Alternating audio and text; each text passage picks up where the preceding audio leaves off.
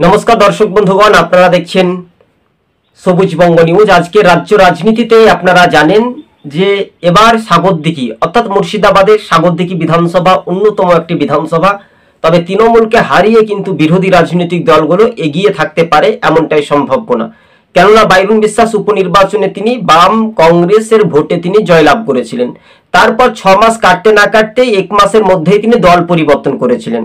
তাহলে সাগরদিঘির কাবিলপুর বা একাধিক অঞ্চলে সেই জনস্রোত বা জনগ্রথিতেই বাইরুন বিশ্বাস তিনি লোক ভালো, তার ইমানটা তিনি বিক্রি করে দিয়েছিলেন, এমনটাই প্রতিক্রিয়া শোনা যাচ্ছিল সোশ্যাল মিডিয়ায়।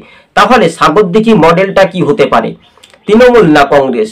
এটাই এখন রাজনৈতিক মহলে অনেকটাই জল্পনা তুঙ্গে রীতিমতো দেখা যেতে পারে।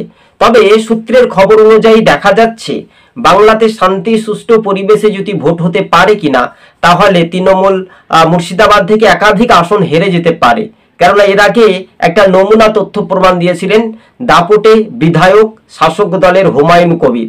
তিনি আপাতত 15ই আগস্ট আসতে দিন, কি হবে ভবিষ্যতে সেটা পরের কথা। তবে রাজ্য রাজনীতিতেই সেখানে কংগ্রেস একটা বাজিমাত করতে পারে। সেখানে তৃণমূলের যদি তার পুরনো ঘর তৃণমূল যদি প্রার্থী সুব্রত সাহার পরিবারকে যদি দেয় কিনা, প্রয়াত হয়েছেন তার আত্মার প্রতি আমরা সমবেদনা জানাচ্ছি। কেননা রাজ্য রাজনীতিতেই সেখানে বাইরুন বিশ্বাসকে প্রার্থী করা হলো। বাইরুন বিশ্বাস তিনি বলেছিলেন, আমি ভোটে হারি বা জয়লাভ করি আমি মানুষের সঙ্গে থাকবো। কই, সেটা তৃণমূলের সঙ্গে তিনি চলে গেলেন। কিন্তু এবার সেখানে অধীর গড়ে একটা মিথ বলা যেতে পারে।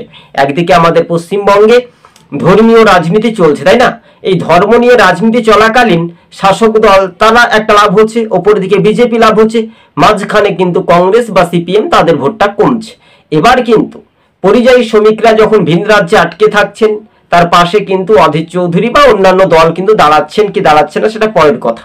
কিন্তু এবার ভবিষ্যতে বলছে 2026-এর বিধানসভা ভোটেই কিন্তু বাইরুন বিশ্বাস আর ভোটে জিততে পারবেন না, এমনটাই সম্ভাব্য না।